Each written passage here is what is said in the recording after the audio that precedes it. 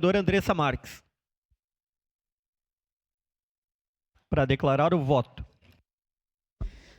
Senhor presidente, às vezes enfim, digo que a gente tinha que receber insalubridade, mas, enfim, é complicada a nossa vida, vereadora Sandra. O governo Adiló não conhece a palavra diálogo. Isso é uma coisa que já está explícito, já está...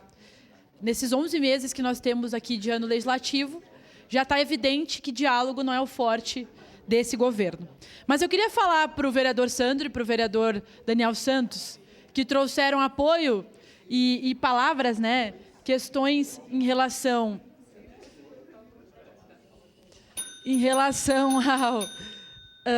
ao debate, que quando nós falamos do papel do Estado, vereador Sandro Fantinel, é dizer que, vereadora Sandra, se tem 5, 6, 7, 10, 50 crianças no interior, tem que ter escola para essas crianças.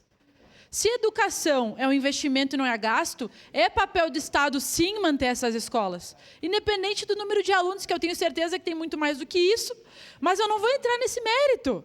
Porque se fosse Fazenda Souza, Criúva, se fosse Santa Lúcia do Piaí, se fosse qualquer lugar, nós estaríamos, falo pela bancada do PCdoB, nós estaríamos aqui brigando para que as escolas ficassem abertas. Agora, não dá para a gente querer que a nossa população se contente com as crianças pegar o Visatão para atravessar a cidade, porque vão lá ver como é que as crianças do Campos da Serra vão para a escola. É insegurança das famílias. As famílias não se sentem seguras. Quantas vezes já deu problema com as crianças dentro do ônibus? Para ir para a escola, gente, de um lugar que já deveria ter uma escola há mais de 10 anos.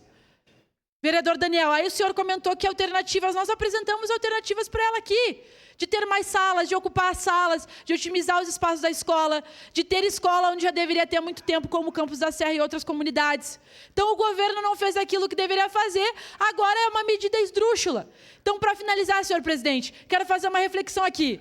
E se fosse com os filhos de vocês? Eu duvido que vocês ficariam felizes com essa alternativa que estão impondo para a nossa população. Porque se fossem os filhos aqui dos vereadores, não ia aceitar. Agora, como é a população, parece que a população tem que aceitar coisa goela abaixo, como se fosse um favor do município. Não é um favor, isso é obrigação do Estado e nós estamos aqui para lutar por isso. Obrigado, senhor presidente.